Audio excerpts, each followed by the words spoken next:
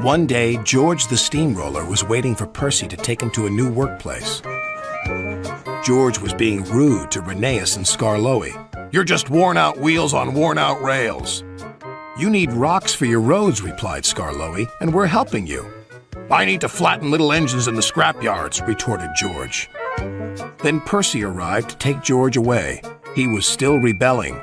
"Railways are no good. Turn them into roads."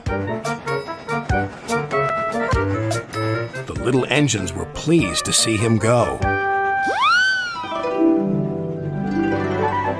George grumbled all the way to the old branch line. He was going to turn it into a road. When they arrived, George was rude again. "Bumpy ride on rotten rails. I'm glad it's over." "So am I," said Percy. "Ha!" huffed George. Percy was still fuming when he met Thomas. "What's up, Percy?" "It's George. He makes me feel down." "Just ignore him," puffed Thomas.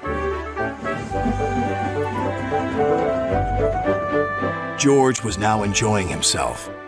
"Ripping up rails," he chortled. "What a life!" "What do you think of this, Thomas?" Thomas took no notice. George felt insulted. "You're a useless blue puffball." But Thomas didn't hear.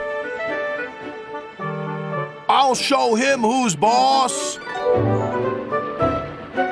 At last, the workmen reached the level crossing. "What shall we do here?" "Tear it up, tarmac it," said George. So they did, but not properly, and George knew it.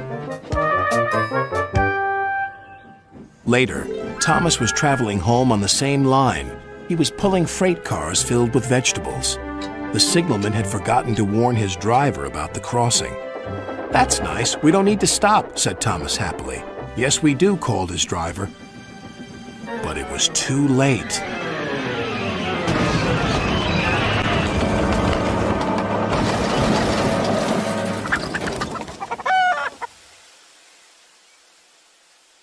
Next day, Percy told Gordon all about George. "Huh!" snorted Gordon. "You're just a small engine. That's why he's rude to you. He wouldn't dare cause me any trouble." George had been taken to some yards to work. Duck arrived with a train of empty freight cars. George was blocking his way, and a car was stuck on the main line. "Let me through," demanded Duck. "You'll just have to wait," replied George. "There's no time to wait. I must clear my freight cars from the main line to let Gordon through." "Then he'll have to wait too," said George. Duck's driver went to complain to the station master, but the signalman had set the signal to allow Gordon to speed through.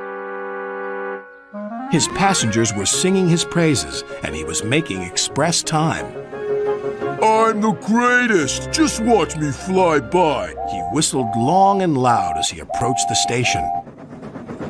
Suddenly, he saw a freight car on the line ahead. "Get out of my way!" But the freight car wouldn't move until Gordon forced it